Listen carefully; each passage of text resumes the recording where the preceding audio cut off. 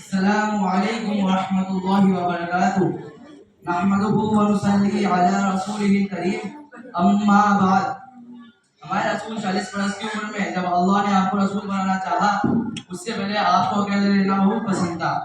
کہیں کہیں وہ اس کا کھانا لے لیتے اور مکہ کے قریب ایک پہاڑ کے غار میں جس کا نام غار ہیرا ہے وہاں چلے جاتے اور اللہ کی باتوں پر غور کرتے۔ دنیا کی گمراہی اور عرب کے لوگوں کی بری حالات دیکھ کر آپ کا دل بہت دکھ تھا۔ آپ اس پہاڑ کے غار میں دن رات اللہ کی عبادت اور سوچ میں پڑے رہتے۔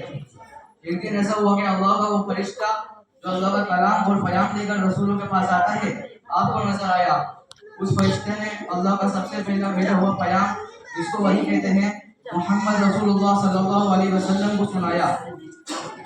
اللہ کی بھیجی پہلی وحی یہ ہے کہ اقرأ بسم ربک الذی خلق خلق الانسان من علق اقرأ وربک الاکرم الذی علم بالقلم علم الانسان ما لم یعلم۔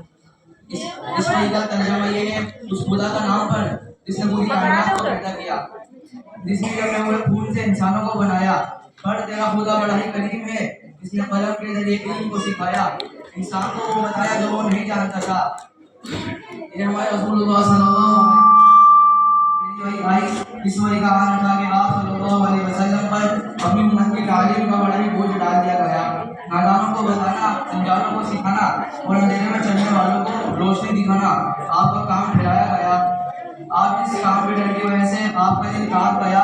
آپ اسی حالات میں گھر لوٹے اور اپنی بیوی حضرت خدیجہ رضی اللہ تعالیٰ عنہا سے یہ سارا واقعہ بیان کیا۔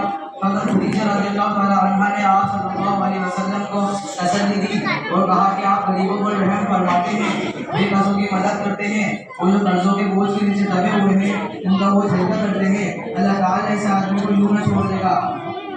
پھر آپ صلی اللہ علیہ وسلم کو اپنے چچیرے بھائی ورقہ بن نوفل کی آنے گئی۔